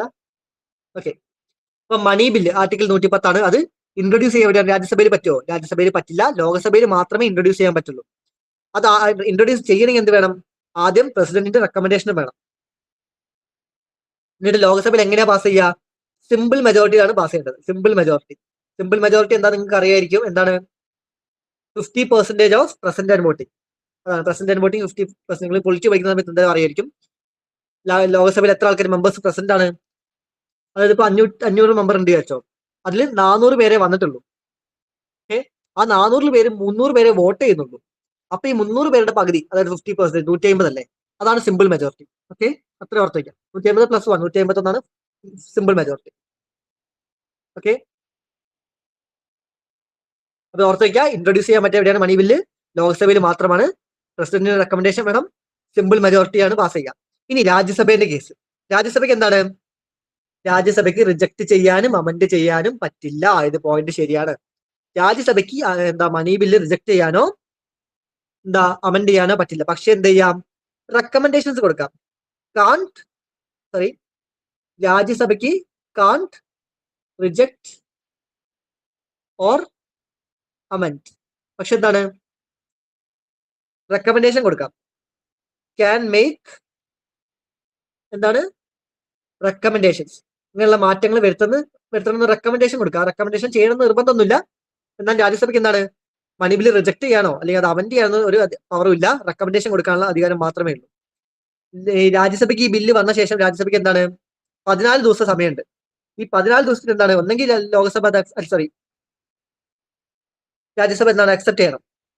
അക്സെപ്റ്റ് ചെയ്ത് റിട്ടേൺ ചെയ്തില്ലെങ്കിൽ എന്താണ്? അത് പാസ്സായത് കണക്കാക്കും. ഓക്കെ, അതായത് രാജ്യസഭയ്ക്ക് ഈ ബില്ല് എത്തി 14 ദിവസത്തിനുള്ളിൽ രാജ്യസഭ അത് അക്സെപ്റ്റ് ചെയ്തിട്ടില്ലെങ്കിൽ എന്താണ്? അത് നോർമലി അത് പാസ്സായതായിട്ട് കണക്കാക്കും. ഓക്കെ, അല്ലാതെ റിജക്ട് ചെയ്യാനോ അമെന്റ് ചെയ്യാനോ രാജ്യസഭയ്ക്ക് അധികാരമില്ല. അപ്പൊ 1ഉം 2ഉം ആണ് ശരി ഉത്തരം. ഓക്കെ, അപ്പൊ മണി ബിൽ എന്താന്ന് ഓർത്ത് വയ്ക്കുക. ഇമ്പോർട്ടന്റ് പോയിന്റ് ആണ്. ആർട്ടിക്കിൾ 110 പറയുന്നത്. അത് എന്തുമായിട്ട് ബന്ധപ്പെട്ടാണ്? ഈ ഗവൺമെന്റിന്റെ ഫിനാൻഷ്യൽ മാറ്റേഴ്സ്, ടാക്സാക്ഷൻ ഒക്കെ പോലുള്ള ടാക്സാക്ഷൻ അതുപോലെ ഗവൺമെന്റ് സ്പെൻഡിങ് ഒക്കെ ഉണ്ടല്ലോ, അതൊക്കെ ബന്ധപ്പെട്ട്. ഓക്കെ, എവിടെയാണ് ഇൻട്രൊഡ്യൂസ് ചെയ്യുക? പ്രസിഡന്റ് റെക്കമെൻഡേഷൻ വേണോ? എന്താണ്? എന്ത് മെജോറിറ്റിയാണ് വേണ്ടത്? രാജ്യസഭയ്ക്ക് എന്ത് റോളാണ് ഉള്ളത്? അതൊക്കെ നിങ്ങൾ അറിഞ്ഞു വെക്കണം. നമുക്ക് നെക്സ്റ്റ് ക്വസ്റ്റ്യനിലേക്ക് പോവാം. 8th question. When a bill is referred to a joint sitting of both the houses of the parliament, it has to be passed by. എന്താണ് ജോയിന്റ് സിറ്റിംഗ്? പിന്നെ ഒരു കാര്യം ഇവിടെ പറയാൻ പറ്റുമോ? ഒരു ബില്ല് അവതരിപ്പിക്കുമ്പോൾ ആ ബില്ല് മണി ബില്ലാണോ തീരുമാനിക്കുന്ന ആരാണ്? അത് സ്പീക്കറാണ്. ഓക്കെ, സ്പീക്കറാണ് തീരുമാനിക്കാൻ ഇപ്പൊ അവതരിപ്പിച്ച ബില്ല് മണി ബില്ലാണോ എന്നുള്ളത്. ആൻഡ് സ്പീക്കറുടെ ഡിസിഷൻ എന്താണ്? ഫൈനലാണ്. അത് മാറ്റാനൊന്നും പറ്റില്ല. സ്പീക്കർ തീരുമാനിക്കും. ഇത് മണി ബില്ലാണെന്ന് സ്പീക്കർ പറഞ്ഞാൽ ആണ്, അല്ല എന്ന് പറഞ്ഞാൽ അല്ല. ആ ഡിസിഷൻ ഫൈനലായിരിക്കും. അപ്പൊ ലോകസഭയുടെ സ്പീക്കർ ആണ് എന്ത്? ലോകസഭാ സ്പീക്കറാണ് ബില്ല് മണി ബില്ലാണോ തീരുമാനിക്കുക. ഇനി മണി ബില്ലിന്റെ കേസിൽ ഒരു പ്രശ്നമുണ്ട്. മണി ബില്ല് പാസ്സാക്കാൻ ശ്രമിച്ചിട്ട് പാസ്സായിട്ടില്ലെങ്കിൽ എന്താ സംഭവിക്കുക? അതിനർത്ഥം ആ ലോകസഭയിൽ ഗവൺമെന്റിന് മെജോറിറ്റി ഇല്ല എന്നാണ്. അപ്പൊ പാസ്സായിട്ടില്ലെങ്കിൽ എന്ത് ചെയ്യണം? ഗവൺമെന്റ് റിസൈൻ ചെയ്യണം. ഓക്കെ, മണി ബില്ല് പാസ്സാക്കാൻ നോക്കിയിട്ട് ലോകസഭയിൽ പാസ്സായിട്ടില്ലെങ്കിൽ അതിനർത്ഥം എന്താണ്? ഗവൺമെന്റിന് ലോകസഭയിൽ മെജോറിറ്റി ഇല്ല എന്നാണ്. അപ്പൊ അതിനർത്ഥം എന്താണ്? ഗവൺമെന്റ് രാജിവെക്കണം. മണി ബില്ല് പാസ്സാക്കാൻ നോക്കി പാസ്സായില്ലെങ്കിൽ ഗവൺമെന്റ് രാജിവെക്കണം. ഓക്കെ, അത്രയും കാര്യങ്ങൾ ഓർത്ത് വെക്കുക. അടുത്തതിലേക്ക് പോവാം. എന്തിനെ പറ്റിയായിരുന്നു? Joint sitting of both houses. When a bill is referred to a joint sitting of both the houses of the parliament, it has to be passed by. എന്താണ് ജോയിന്റ് സിറ്റിംഗ്? ഇപ്പൊ ഒരു ബില്ല് അവതരിപ്പിച്ചു കഴിഞ്ഞാൽ ആദ്യം ലോകസഭയിലായിരിക്കും അത് നോക്കുക. ഓക്കെ, അല്ലെങ്കിൽ രാജ്യസഭയിൽ ഇവർ സെപ്പറേറ്റ്, ഒന്നേ ലോകസഭ രാജ്യസഭ സെപ്പറേറ്റ് ആയിട്ടായിരിക്കും എന്ത് ബില്ലും ഡിസ്കസ് ചെയ്യാം. പക്ഷെ എന്നാൽ ഇവർ രണ്ടുപേരും സെപ്പറേറ്റ് ആയിട്ട് നോക്കിയിട്ട് തീരുമാനത്തിലെത്താൻ പറ്റുന്നില്ല. രണ്ടുപേരും ബില്ല് പാസ് ചെയ്യുന്നില്ല. അല്ലെങ്കിൽ എന്താ, ലോകസഭ പാസ് ചെയ്തു പക്ഷെ രാജ്യസഭ എന്താണ് പാസ് ചെയ്യുന്നില്ല. അങ്ങനത്തെ ഒരു സിറ്റുവേഷൻ വരുമ്പോൾ അത് ഡെഡ് ലോക്ക് വരുന്ന സമയത്ത് എന്താ സംഭവിക്കാം? ഒരു ജോയിന്റ് സിറ്റിംഗ് തീരുമാനിക്കും. ഓക്കെ, അത് രണ്ടുപേരും കൂടെ ഒരുമിച്ച് ലോകസഭയും രാജ്യസഭയും കൂടെ ഒരുമിച്ച് കൂടിയിട്ട് ഒരു തീരുമാനം എടുക്കാൻ പറയും. അതാണ് joint sitting of both houses. Okay, ആരാണ് ജോയിന്റ് സിറ്റിംഗ് എന്ന് പറയാ, തീരുമാനിക്കുക? പ്രസിഡന്റ് ആണ്. പ്രസിഡന്റ് ആണ് തീരുമാനിക്കുക ജോയിന്റ് സിറ്റിംഗ് വേണോ വേണ്ടത്, അതിനുള്ള നിർദ്ദേശം കൊടുക്കുക. ഓക്കെ, അതായത് ഡെഡ് ലോക്ക് സംഭവിക്കുമ്പോൾ ഒരു ബില്ല് രണ്ട് ഹൗസ് റിജക്ട് ചെയ്യണം, അല്ലെങ്കിൽ ഏതെങ്കിലും ഒരു ഹൗസ് പാസ് ചെയ്ത് മറ്റേ ഹൗസ് റിജക്ട് ചെയ്യണം. അങ്ങനത്തെ സിറ്റുവേഷൻ ഒക്കെ വരുമ്പോൾ എന്താണ്? പ്രസിഡന്റ് പറയും, എന്നാൽ നിങ്ങളൊന്ന് ഒരുമിച്ച് ഇരുന്നിട്ട് തീരുമാനങ്ങൾ എടുക്കുന്നത്. അപ്പൊ അങ്ങനെ ഒരുമിച്ച് ഇരുന്ന് തീരുമാനം എടുക്കുന്നതാണ് ജോയിന്റ് സിറ്റിംഗ് ഓഫ് പാർലമെന്റ് എന്ന് പറയാം. ആരായിരിക്കും പ്രിസൈഡ് ചെയ്യുക? ആ ജോയിന്റ് സിറ്റിംഗ് പ്രിസൈഡ് ചെയ്യുക ലോകസഭാ സ്പീക്കർ ആയിരിക്കും, അല്ലെങ്കിൽ ലോകസഭ ഡെപ്യൂട്ടി സ്പീക്കർ. ഇതിൽ എത്ര മെമ്പേഴ്സ് ഉണ്ടാവണം? അതായത് ലോകസഭയിൽ 543 മെമ്പേഴ്സും രാജ്യസഭയിൽ 245 മെമ്പേഴ്സ് ഒന്നും ഇതിൽ ഉണ്ടാവില്ല ജോയിന്റ് സിറ്റിംഗിൽ. അതായത് മൊത്തം ഇതിന്റെ 1/10 ആയിരിക്കും. അതായത് ഇപ്പം 543 പേരുണ്ടെങ്കിൽ ലോകസഭയിൽ അതിന്റെ 1/10 54 പേരായിരിക്കും എന്ത് ഈ ഒരു ജോയിന്റ് സിറ്റിംഗിൽ ഉണ്ടാവുക. അതുപോലെ തന്നെ രാജ്യസഭയിൽ 245 പേരുണ്ടെങ്കിൽ ആ 250 24 പേരെങ്ങാനായിരിക്കും എന്ത് ഉണ്ടാവുക. ഓക്കെ, 1/10 ആണ് എന്ത് മെമ്പേഴ്സ് ഉണ്ടാവുക ഓരോ ഹൗസിൽ. 1/10 മെമ്പേഴ്സ് ജോയിന്റ് സിറ്റിംഗിൽ. ഇത്ര ഓർത്ത് വെച്ചാൽ മതി. ഇനി അതെങ്ങനെയാ പാസ് ചെയ്യേണ്ടത്? A bill refer to joint sitting of both house of parliament must be passed by. എങ്ങനെയാണ്? സിമ്പിൾ മെജോറിറ്റി ആണോ? 3/4 മെജോറിറ്റി ആണോ? 2/3 മെജോറിറ്റി ഓഫ് ദ ഹൗസ് ആണോ? അബ്സല്യൂട്ട് മെജോറിറ്റി ആണോ? എന്താണ്? സിമ്പിൾ മെജോറിറ്റി ആണ് മതി. Simple majority of members present and voting. Present and voting എന്താ ഞാൻ പറഞ്ഞു അല്ലേ? എന്താണ്? എത്ര പേര് പ്രസന്റ് ആണ്, ഒരു ഹൗസിൽ എത്ര പേര് പ്രസന്റ് ആണോ അതിൽ തന്നെ എത്ര പേര് വോട്ട് ചെയ്യുന്നുണ്ടോ നോക്കിയിട്ട് അതിന്റെ പകുതി, അതിന്റെ മെജോറിറ്റി. അതാണ് പ്രസന്റ് ആൻഡ് വോട്ടിംഗിന്റെ സിമ്പിൾ മെജോറിറ്റി. അതായത് ഇപ്പൊ ഞാൻ എക്സാമ്പിൾ പറഞ്ഞല്ലോ, ഒരു 500 പേരുണ്ടെങ്കിൽ 400 പേരെ പ്രസന്റ് ഉള്ളൂ, വന്നിട്ടുള്ളൂ, ബാക്കി 100 പേര് വന്നിട്ടില്ല. 400 പേരെ വന്നിട്ടുള്ളൂ. ആ വന്നതിൽ തന്നെ 300 പേരെ വോട്ട് ചെയ്യുന്നുള്ളൂ. അപ്പൊ എത്ര? 300 പ്രസന്റ് ആൻഡ് വോട്ടിംഗ് എന്ന് പറഞ്ഞാൽ അപ്പൊ 300 ആൾക്കാരാണ്. ഓക്കെ, ആ 300ന്റെ മെജോറിറ്റി എത്രയാ? അതിന്റെ പകുതി 150 + 1 151. ഒരു എക്സാമ്പിൾ പറഞ്ഞാണ്. അപ്പൊ അതാണ് simple majority of members present and voting. അപ്പൊ ജോയിന്റ് സിറ്റിംഗ് വരുന്ന സമയത്ത് എന്താണ്? ഈ ഒരു മെജോറിറ്റിയാണ് വേണ്ടത് ബില്ല് പാസ് ചെയ്യാൻ. Simple majority of members present and voting മാത്രം മതി. ഓക്കെ, ക്ലിയർ അല്ലേ? ഓപ്ഷൻ എ ആണ് ശരി ഉത്തരം. ജോയിന്റ് സിറ്റിംഗ് എന്താണെന്ന് മനസ്സിലായിട്ടുണ്ടാവും എന്ന് വിചാരിക്കുന്നു. ആരാണ് ജോയിന്റ് സിറ്റിംഗ് തീരുമാനിക്കുക? പ്രസിഡന്റ് ആണ്. അടുത്ത 9th ക്വസ്റ്റ്യൻ നോക്കിയേ. ഇവിടെ ഓർത്തേക്കുന്ന ചെറിയൊരു കാര്യം കൂടി ഉണ്ട്. ഇവിടെ ഒരു കോൺസ്റ്റിറ്റ്യൂഷണൽ അമെന്റ്മെന്റ് ബില്ല്, അതായത് നമ്മുടെ കോൺസ്റ്റിറ്റ്യൂഷൻ അമെന്റ് ചെയ്യാൻ യൂസ് ചെയ്യുന്ന ബില്ലില്ലേ, ആ ബില്ല് ഒരിക്കലും എന്താണ് നമുക്ക് ജോയിന്റ് സിറ്റിംഗിന് വെക്കാൻ പറ്റില്ല. Cannot be introduced for joint sitting. ആ ബില്ലിന് ഡെഡ് ലോക്ക് വന്ന് ഒരു രണ്ട് ഹൗസും എന്താ പാസ്സാക്കുന്നില്ല എന്നൊക്കെ സിറ്റുവേഷൻ വന്നു വിചാരിച്ചിട്ട് നമുക്ക് ഒരിക്കലും എന്താണ് അത് ജോയിന്റ് സിറ്റിംഗിന് വെക്കാൻ പറ്റില്ല. ഓക്കെ, ഇനിയിപ്പോ ജോയിന്റ് സിറ്റിംഗിൽ വെച്ച് സിമ്പിൾ മെജോറിറ്റിയിൽ ബില്ല് പാസ്സായാൽ തന്നെ ആ ബില്ല് ഒരു നിയമമാവണമെങ്കിൽ എന്ത് വേണം? പ്രസിഡന്റിന്റെ സൈൻ വേണം. പ്രസിഡന്റ് സൈൻ ചെയ്താൽ മാത്രമല്ല, അത് അനുവദിച്ചാൽ മാത്രമേ അതൊരു നിയമമാവുള്ളൂ. അല്ല ജോയിന്റ് സിറ്റിംഗിൽ ഇരുന്ന് ബില്ല് പാസ്സായി വിചാരിച്ച നിയമമാവണില്ല, ആവണമെന്നില്ല. ഓക്കെ, അടുത്തേക്ക് പോവാം. 9th ക്വസ്റ്റ്യൻ നോക്കിയേ. ഒരു കാര്യം കൂടെ ഓർത്ത് വെക്കുക, മണി ബില്ലും പറ്റില്ല കേട്ടോ. കോൺസ്റ്റിറ്റ്യൂഷൻ അമെന്റ്മെന്റ് ബില്ല് മാത്രമല്ല, മണി ബില്ലും എന്താണ് ജോയിന്റ് സിറ്റിംഗിന് അനുവദിക്കാൻ പറ്റില്ല. ഓക്കെ, മണി ബില്ലും കോൺസ്റ്റിറ്റ്യൂഷൻ അമെന്റ്മെന്റ് ബില്ലും ഒരിക്കലും ജോയിന്റ് സിറ്റിംഗ് പറ്റില്ല. ബാക്കി മറ്റുള്ള ഫിനാൻഷ്യൽ ബില്ലുകളോ സാധാ ഓർഡിനറി ബില്ലൊക്കെ എന്താണ് ജോയിന്റ് സിറ്റിംഗിന് പറ്റും. Next, executive power of the Union of India is vested in the Prime Minister. Executive power of the Union of India is vested in the Prime Minister. The Prime Minister is the ex officio chairman of the Civil Services Board. ഇതിന് ഏതാണ് answer? ഒന്ന് ആലോചിച്ച് പറഞ്ഞേ. നമ്മൾ ഇതുപോലെ ഒരു related ആയിട്ടുള്ള question, ഒരു സ്റ്റേറ്റ്മെന്റ് നമ്മൾ കഴിഞ്ഞ ക്ലാസ്സിൽ നോക്കിയിട്ടുണ്ടായിരുന്നു. അത് 2014 പ്രീവിയസ് ഇയർ ക്വസ്റ്റ്യൻ ഉണ്ടായിരുന്നു. Executive power of the union of India is vested in ആരാണ്? പ്രൈം മിനിസ്റ്റർ ആണോ? ഒരു യൂണിയൻ ഓഫ് ഇന്ത്യന്റെ എക്സിക്യൂട്ടീവ് പവർ ആരുടെ കയ്യിലാണ്? പ്രൈം മിനിസ്റ്റർ അല്ല, പ്രസിഡന്റ് ആണ്. പ്രസിഡന്റ് ആണ് നമ്മുടെ രാജ്യത്തിന്റെ ഹെഡ്. എക്സിക്യൂട്ടീവ് പവർ ആരുടെ കയ്യിലാണ്? പ്രസിഡന്റിന്റെ കയ്യിലാണുള്ളത്. പക്ഷെ നിയമം ഉണ്ടാക്കുന്നത് ഒക്കെ ആരാണ്? പ്രൈം മിനിസ്റ്റർ, മറ്റ് മിനിസ്റ്റേഴ്സ് ഒക്കെ ആയിരിക്കും, സിവിൽ സർവന്റ് ഒക്കെ ആയിരിക്കും. പക്ഷെ അത് ആളുടെ പേരിലാണ് എക്സിക്യൂട്ട് ചെയ്യുന്നത്, പ്രസിഡന്റിന്റെ പേരിലാണ്. ഓക്കെ, പ്രസിഡന്റിന്റെ കയ്യിലാണ് എക്സിക്യൂട്ടീവ് പവർ. അതായത് അദ്ദേഹം എക്സസൈസ് ചെയ്യുന്നത് എങ്ങനെയാണ്? അദ്ദേഹത്തിന്റെ സബോർഡിനേറ്റ് ആയിട്ടുള്ള ഓഫീസേഴ്സിന്റെ വഴിയാണ് അദ്ദേഹം അത് എക്സിക്യൂട്ട് ചെയ്യുന്നത്. ഓർത്ത് വയ്ക്കുക, executive power of the union of India ആരുടെ കയ്യിലാണ്? പ്രൈം മിനിസ്റ്ററുടെ കയ്യിലല്ല, പ്രസിഡന്റിന്റെ കയ്യിലാണ്. ഓക്കെ, നിയമം ഉണ്ടാക്കുന്നതൊക്കെ സിവിൽ സർവീസ് ഓഫീസേഴ്സും പ്രൈം മിനിസ്റ്റേഴ്സ് അല്ലെങ്കിൽ മിനിസ്റ്റേഴ്സ് ഒക്കെ ആയിരിക്കും. പക്ഷെ അത് പ്രസിഡന്റിന്റെ പേരിലാണ് എന്ത് എക്സിക്യൂട്ട് ചെയ്യുക. ഓക്കെ, അല്ലെങ്കിൽ നമുക്ക് വേറെ രീതിയിലും പറയാം, പ്രസിഡന്റ് എന്താണ് മറ്റു താഴെ സബോർഡിനേറ്റ് ഓഫീസേഴ്സ് വഴി കാര്യങ്ങൾ നടത്തുന്നു എന്നും പറയാം. ഓക്കെ, ഇനി അടുത്തത്, the prime minister is the ex officio chairman of the civil services board. ഈ പ്രൈം മിനിസ്റ്റർ സിവിൽ സർവീസുമായിട്ട് എന്തെങ്കിലും ബന്ധമുണ്ടോ? നിങ്ങൾ ആലോചിച്ച് നോക്കിയേ. അല്ലേ, തെറ്റാണ്. ആ സ്റ്റേറ്റ്മെന്റും തെറ്റാണ്. 1 ഉം 2 ഉം തെറ്റാണ്. അപ്പൊ ആരാണ് ഇതിന്റെ എക്സ് ഒഫീഷ്യോ ചെയർമാൻ? ആരാണ്? ക്യാബിനറ്റ് സെക്രട്ടറിയാണ്. ക്യാബിനറ്റ് സെക്രട്ടറി അദ്ദേഹമാണ് എന്ത് സിവിൽ സർവീസ് ബോർഡിന്റെ എക്സ് ഒഫീഷ്യോ ചെയർമാൻ. അദ്ദേഹമാണ് നമ്മുടെ രാജ്യത്തെ ക്യാബിനറ്റ് സെക്രട്ടറി. ആരാണ്? നമ്മുടെ രാജ്യത്തെ highest civil servant, highest ranking civil servant. അതായത് നിങ്ങൾ IAS ഒക്കെ കിട്ടി ഇങ്ങനെ എന്താ പ്രൊമോഷൻ വന്ന് ഏറ്റവും മുകളിലത്തെ ഭാരത്ത് ആരാവുക?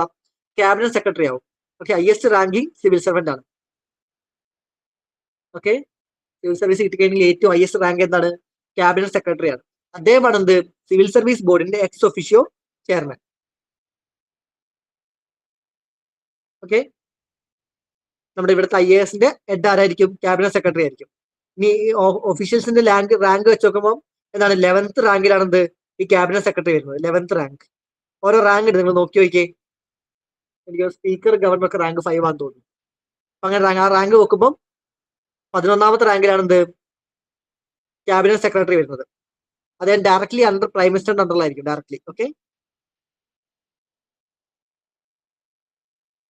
ഇനി ക്യാബിനറ്റ് സെക്രട്ടറിയുടെ ടേം എത്രയാണെന്ന് അറിയോ? 4 വർഷമാണ്. 4 ഇയർ ആണ് ടേം. പക്ഷെ വേണമെങ്കിൽ ഒരു 1 ഇയർ എക്സ്റ്റൻഷൻ പോസിബിൾ ആണ്. 1 ഇയർ എക്സ്റ്റൻഷൻ പോസിബിൾ ആണ്.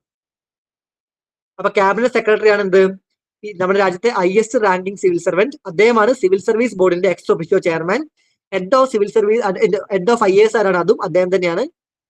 പിന്നെന്താണ് അദ്ദേഹത്തിന്റെ ഹൈയസ്റ്റ് ഒഫീഷ്യൽ റാങ്ക് എത്രയാണ്? അതായത് ക്യാബിനറ്റ് സെക്രട്ടറി എന്ന് പറഞ്ഞ പൊസിഷന്റെ റാങ്ക് എത്രയാണ്? 11th ആണ് റാങ്ക്, 11th റാങ്ക്. അദ്ദേഹം ഡയറക്ട്ലി അണ്ടർ പ്രൈം മിനിസ്റ്റർ ആണ്. അദ്ദേഹത്തിന് എത്ര വർഷം ഇതുണ്ട്? കാലയളവുണ്ട്. 4 വർഷമാണ് ടേം. ഓക്കെ, വേണമെങ്കിൽ അത് ഒരു വർഷം കൂടി എക്സ്റ്റെൻഡ് ചെയ്യാം. ഓക്കെ, അപ്പൊ അത്ര ഓർത്ത് വെക്കാം. ഇപ്പൊ രണ്ടും തെറ്റാണ്. അപ്പൊ ആൻസർ ഓപ്ഷൻ ഡി ആണ്, നൈദർ 1 or 2. ഓക്കെ, ക്ലിയർ അല്ല? നമ്മൾ അടുത്തേക്ക് പോവാണ്. ഓപ്ഷൻ ക്വസ്റ്റ്യൻ 10 പറഞ്ഞേ. With reference to the union government, consider the following statement. The Department of Revenue is responsible for the preparation of union budget that is presented to the parliament. Union budget, അവിടെ budget prepare ചെയ്യുന്നത് department of revenue ആണെന്നാണ് പറഞ്ഞിരിക്കുന്നത്. ശരിയാണോ? നോക്കാം. Next, no amount can be withdrawn from the consolidated fund of India without the authorisation from the parliament of India. അതായത് പാർലമെന്റിന്റെ authorisation ഇല്ലാതെ consolidated ഫണ്ടിൽ നിന്ന് ഒരു പണം പോലും വിത്ഡ്രോ ചെയ്യാൻ പറ്റില്ല എന്നാണ് പറഞ്ഞിരിക്കുന്നത്. ഓക്കെ, അടുത്ത 3ാമത്തെ statement. All the disbursement made from public account also need the authorization of the Parliament of India. ഈ കൺസോളിഡേറ്റഡ് ഫണ്ട് പോലൊരു ഫണ്ടാണ് എന്ത് പബ്ലിക് അക്കൗണ്ട്. അവിടെ നിന്ന് എന്താ എടുക്കുന്ന പണമൊക്കെ എന്താണ്? അതിനും പാർലമെന്റിന്റെ ഓതറൈസേഷൻ വേണമെന്നാണ് പറഞ്ഞിരിക്കുന്നത്. അപ്പൊ ഏതൊക്കെയാണ് ശരി? 1, 2, 3 ഇതിൽ ഏതാണ് ശരി എന്ന് പറഞ്ഞേ?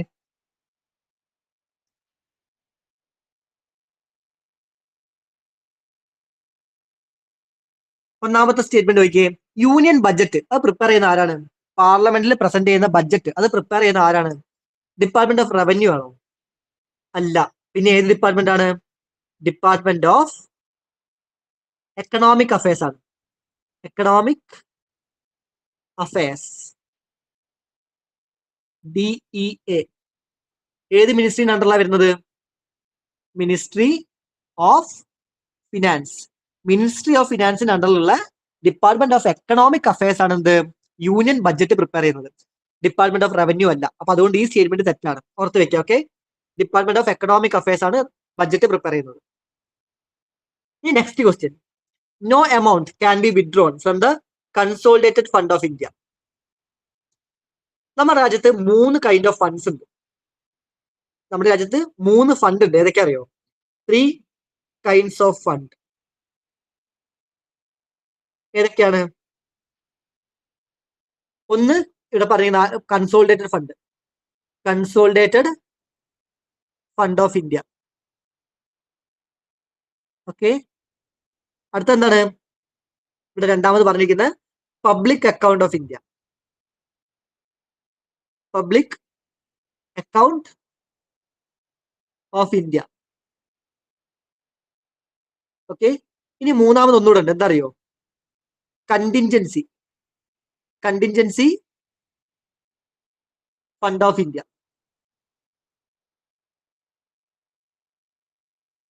ഈ 3 ഫണ്ടാണ് നമ്മുടെ രാജ്യത്തുള്ളത്. എന്താണ് ഈ 3 ഫണ്ട്? ഓക്കെ, ആർട്ടിക്കിൾ ഇവിടെ എഴുതാം. ആർട്ടിക്കിൾ 266 ആണ് എന്ത്? ഈ കൺസോളിഡേറ്റഡ് ഫണ്ടിനെ പറ്റി പറയുന്നത്. അതുപോലെ തന്നെ ആർട്ടിക്കിൾ 266 തന്നെയാണ് എന്ത്? പബ്ലിക് അക്കൗണ്ടിനെ പറ്റിയും പറയുന്നത്. എന്നാൽ കണ്ടിൻജൻസി ഫണ്ടിനെ പറ്റി പറയുന്നത് ആർട്ടിക്കിൾ 267 ആണ്. ഇതെന്താന്ന് പറയാം. എന്താണ് കൺസോളിഡേറ്റഡ് ഫണ്ട്? അതായത് നമ്മുടെ രാജ്യത്തിന്റെ മൊത്തം റവന്യൂ, അതായത് നമ്മുടെ മൊത്തം റവന്യൂ, നമ്മുടെ മൊത്തം എക്സ്പെൻഡിച്ചർ ഇല്ലേ, എല്ലാം ഇങ്ങോട്ടാണ് വരുന്നത്. നമ്മുടെ ടാക്സ് കളക്ട് ചെയ്യുന്നത്, മറ്റേത് മറിച്ചത്, എല്ലാ റെസിപ്റ്റും എവിടേക്കാണ് വരുന്നത്? നമ്മുടെ കൺസോളിഡേറ്റഡ് ഫണ്ട് ഓഫ് ഇന്ത്യ ആണ്. അത് നമ്മുടെ ഒരു ബാങ്ക് അക്കൗണ്ട് പോലെയാണ്. നമ്മുടെ എല്ലാ ഇൻകം എങ്ങോട്ടാണ് വരുന്നത്? ഈ കൺസോളിഡേറ്റഡ് ഫണ്ടിലേക്കാണ്. ഈ കൺസോളിഡേറ്റഡ് ഫണ്ട് എന്നാണ് എന്ത്? നമ്മളെല്ലാം എക്സ്പെൻഡിച്ചറും നടത്താറ്. നമുക്ക് എല്ലാ വേണ്ട ചെലവുകൾ നമ്മൾ എവിടെ നിന്ന് എടുക്കാറ്? ഈ കൺസോളിഡേറ്റഡ് ഫണ്ട് ഓഫ് ഇന്ത്യ എന്നാണ്. അപ്പൊ നമ്മുടെ എല്ലാ റെസിപ്റ്റും എല്ലാ എക്സ്പെൻഡിച്ചറും ഒക്കെ എവിടെ നിന്നാണ് വരുന്നത്? കൺസോളിഡേറ്റഡ് ഫണ്ട് ഓഫ് ഇന്ത്യ എന്നാണ്. പക്ഷേ ഇതെന്താ? ഇത് തോന്നിയ പോലെ ഒന്നും യൂസ് ചെയ്യാൻ പറ്റില്ല. എന്താണ്? അതിന് പാർലമെന്റിന്റെ ഓതറൈസേഷൻ വേണം. No amount can be withdrawn from the consolidated fund of India without the authorisation from the parliament of India. അത് ശരിയാണ്. എന്താണ്? പാർലമെന്റിന്റെ ഓതറൈസേഷൻ ഇല്ലാതെ കൺസോളിഡേറ്റഡ് ഫണ്ടിൽ എന്താണ്? പണം പിൻവലിക്കാൻ പറ്റില്ല, എടുക്കാൻ പറ്റില്ല ഒരു കാര്യത്തിനും. കാരണം എന്താണ്? നമ്മുടെ രാജ്യത്തിന്റെ മൊത്തം റവന്യൂ, മൊത്തം റെസിപ്റ്റ് എവിടേക്കാണ് വരുന്നത്? ഈ ഒരു അക്കൗണ്ടിലേക്കാണ്, ഈ ഒരു ഫണ്ടിലേക്കാണ്, ഈ കൺസോളിഡേറ്റഡ് ഫണ്ട് ഓഫ് ഇന്ത്യയിലേക്കാണ്. മൊത്തം ചെലവും വരുന്നത് എവിടെ നിന്നാണ്? ഇവിടെ തന്നെയാണ് പൈസ എടുക്കുന്നത്. എന്തെങ്കിലും ചെലവ് വരുന്ന സമയത്ത് കൺസോളിഡേറ്റഡ് ഫണ്ടിൽ നിന്ന് തന്നെയാണ് എന്ത്? പണം എടുക്കുന്നത്. ഓക്കെ, അപ്പൊ അതുകൊണ്ട് എന്താ? തോന്നിയ പോലെ അങ്ങനെ ഉപയോഗിക്കാൻ പറ്റില്ല. അത് പാർലമെന്റിന്റെ ഓതറൈസേഷൻ വേണം. അപ്പൊ ശരിയാണല്ലേ? സ്റ്റേറ്റ്മെന്റ് ശരിയാണ്. ഇനി പബ്ലിക് അക്കൗണ്ട് ഓഫ് ഇന്ത്യ അതെന്താണ്? ഈ കൺസോളിഡേറ്റഡ് ഫണ്ട് പോവാത്ത ബാക്കിയുള്ള എമൗണ്ട് ഒക്കെ ഉണ്ടല്ലോ, അതൊക്കെ എവിടെ വരിക? അതെവിടെയാ വരിക? ബാക്കിയുള്ള എമൗണ്ടുകളൊക്കെ എമൗണ്ട് ഒക്കെ വരുന്നത് ഈ പബ്ലിക് അക്കൗണ്ടിലേക്കാണ്.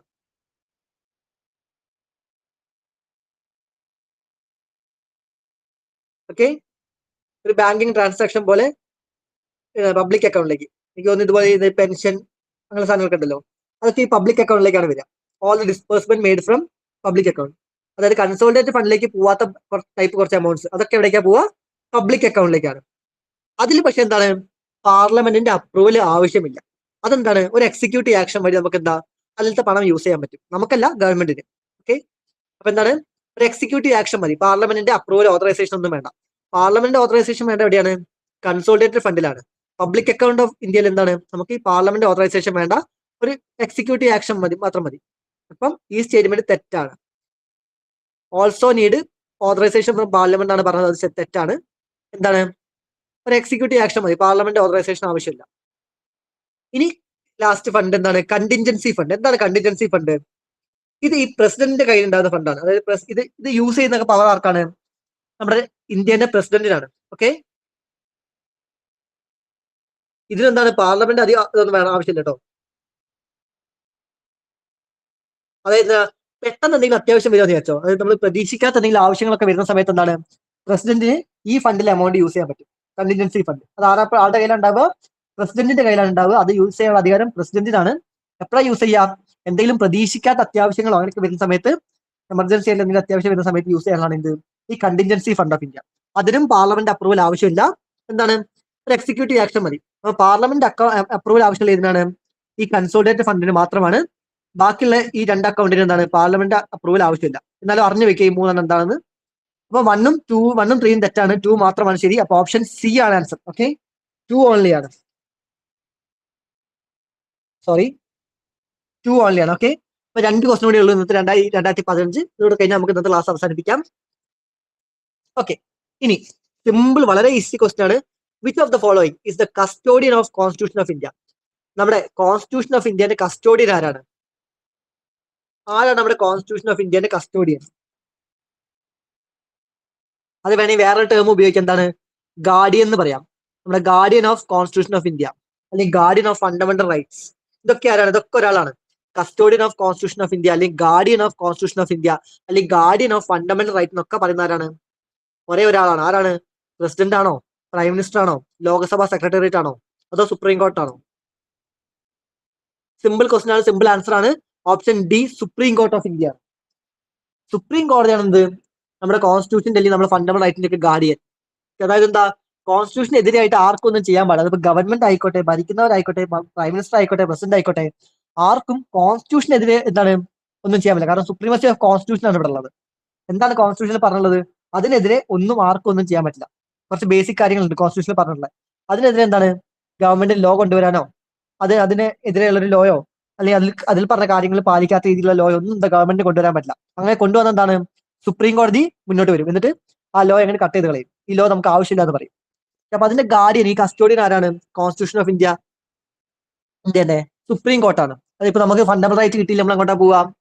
ഫണ്ടമെന്റൽ റൈറ്റ് നമുക്ക് കിട്ടിയിട്ടില്ലെങ്കിൽ ആ റൈറ്റിന് വേണ്ടി നമ്മൾ അങ്ങോട്ട് പോകും, കോടതി പോകും അല്ലെ, സുപ്രീം കോർട്ടിൽ പോകും. അപ്പൊ ഗാർഡിയൻ ഓഫ് ഫണ്ടമെന്റൽ റൈറ്റ് ആണെങ്കിലും guardian of constitution of India, custodian of constitution India ആരാണ്? സുപ്രീം കോർട്ടാണ്. ഓക്കെ, കോൺസ്റ്റിറ്റ്യൂഷൻ ഇന്ത്യക്കെതിരെ എന്താണ് കോൺസ്റ്റിറ്റ്യൂഷനിൽ പറഞ്ഞ കാര്യങ്ങൾക്കെതിരെ ആരും ഒന്നും ചെയ്യുന്നില്ല എന്നൊക്കെ നോക്കുന്നവരാണ് സുപ്രീം കോടതിയാണ്. അപ്പം സിമ്പിൾ ക്വസ്റ്റൻ ആണ്, സിമ്പിൾ ആൻസർ ആണ് the supreme court of India. Next, ഞാൻ നിങ്ങളുടെ കഴിഞ്ഞ ക്ലാസ്സിൽ പറഞ്ഞിട്ടുണ്ടായിരുന്നു എന്താ, ഈ fundamental duty, fundamental duty DPSP ഒക്കെ കൃത്യമായിട്ട് പഠിക്കുക. അതിലത്തെ അത് സ്റ്റേറ്റ്മെന്റ് കണ്ടിട്ടുണ്ടെങ്കിൽ ഇത് ഏതിലാണ് വരുന്നത് നിങ്ങൾക്ക് അറിയാൻ കഴിയണം. അതായത് ഫണ്ടമെന്റൽ ഡ്യൂട്ടിയിൽ വരുന്ന സ്റ്റേറ്റ്മെന്റ് ആണോ ഇത്, അല്ലെങ്കിൽ ഡയറക്റ്റീവ് പ്രിൻസിപ്പിൾസിൽ വരുന്ന സ്റ്റേറ്റ്മെന്റ് ആണോ ഇത്, എന്നൊക്കെ നിങ്ങൾക്ക് അറിയാൻ കഴിയണം. അത്രയെങ്കിലും അറിഞ്ഞിരിക്കണം മിനിമം. ഓക്കെ, കാണാതെ പഠിക്കണമെന്നില്ല, എന്നാലും ആ സെന്റൻസ് കാണുമ്പോൾ ഇത് ഏതിൽ വരുന്നതെന്ന് പറയാൻ പറ്റണം. ക്വസ്റ്റ്യൻ നോക്കിയേ, to uphold and protect the sovereignty unity and integrity of India is a provision made in, എവിടെയാണ്? To uphold and protect the sovereignty unity and integrity of India എന്ന സ്റ്റേറ്റ്മെന്റ് എവിടെയാണ് പറഞ്ഞിട്ടുള്ളത്?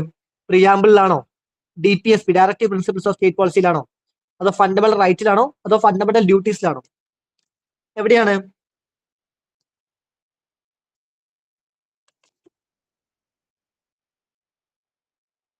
ആർക്കും ആൻസർ ഇല്ലേ? ഓക്കെ, ഇതിന്റെ correct answer simple ആണ്, fundamental duty ആണ്.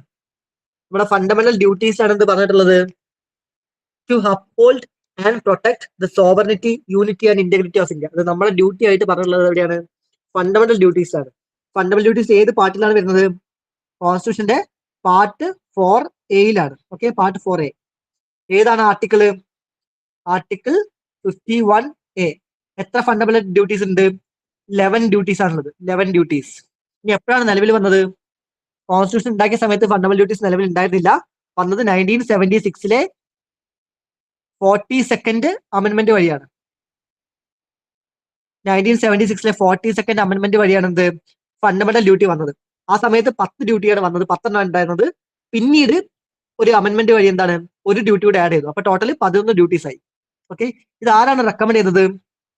ഇതൊക്കെ ഞാൻ കഴിഞ്ഞ ക്ലാസ്സിൽ പറഞ്ഞിട്ടുണ്ടായിരുന്നു.